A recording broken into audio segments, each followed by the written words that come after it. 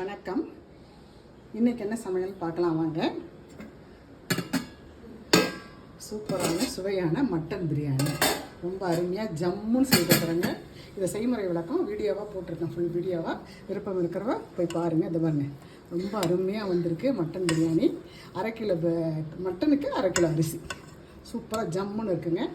அதை 2 கரண்டி தட்டில் வச்சுக்கலாம்.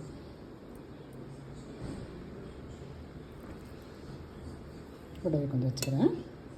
அவ்வளோதான், மட்டன் பிரியாணி வச்சாச்சு. இதுக்கு மட்டன் குருமா, இதுக்கு மட்டன் குருமா சைட் டிஷ்ஷாக வச்சுருக்கோங்க. சூப்பராக இருக்குது பாருங்கள், ஜம்முன்னு வச்சுருக்குறோம். அருமையாக ரொம்ப மணக்க ரொம்ப வாசனையாக ரொம்ப நல்லா இருக்குது. இதெல்லாம் வீடியோ நான் போட்டிருக்கிறேன், பிடிச்சவங்க ட்ரை பண்ணி பாருங்கள். அடுத்தது இன்றைக்கி வந்துங்க நான் சிவன் சம்பா சாதம் வாசங்க. கண்டிப்பாக பிரியாணி இருந்தாலும் எங்கள் வீட்டில் வெள்ளை சாதம் கண்டிப்பாக இருக்கணுங்க, இல்லைன்னா யாருக்கும் ஒத்து வராது. சிவன் சம்பா அதனால் கொஞ்சம் தானேன்ற மாதிரி சிவன் சம்பா வடித்து உங்களுக்கு காமிக்கிறேன். இது தூய மல்லி 1/2 மணி நேரம் ஊறுங்க. இது 3/4 மணி நேரத்துக்கு மேலே ஊற வச்சேன். அதே மாதிரி வடிக்கிறதும் கூடுதலான நேரம் எடுத்துக்கிச்சு. ஆனால் சாதம் சூப்பராக இருக்குது.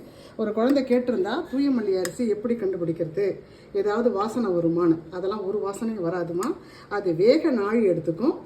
ஒரு மாதிரி பழுப்பு கலரில் தான் இருக்கும், வெள்ளை விளையர்னு இருக்காது. ஒரு மாதிரி வாசனைலாம் எதுவும் வராதுடாமா. நீ வாங்கி பாருங்கள், வாங்கி பார்த்தீங்கன்னா உங்களுக்கு சமைச்சு பார்த்தீங்கன்னா வித்தியாசம் தெரியும். அடுத்து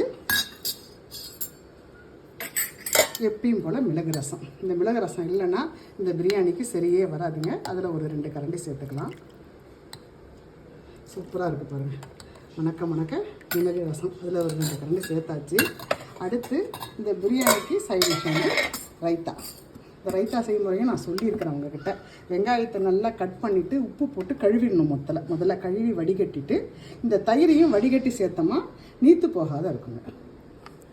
அவ்வளோதான். இது கூட எப்பயும் போல் மாம்பழம், இந்த மாம்பழம் பேர் என்னம்மா? அல்ஃபோன்சா மாம்பழம். இது செம்மையாக ரொம்ப டேஸ்ட்டாக இருந்தது. எப்பயும் போல் அது. இன்றைக்கி இதெல்லாம் பத்தாதுன்னு எங்கள் பிள்ளைங்க கண்டிப்பாக ஐஸ்கிரீம் வாங்கி சாப்பிடுவாங்க. இதுதான் எங்கள் வீட்டு சமையல். உங்களுக்கெல்லாம் பிடிச்சிருந்தால் லைக் பண்ணுங்கள், ஷேர் பண்ணுங்கள், கமெண்ட் பண்ணுங்கள். தேங்க்யூ.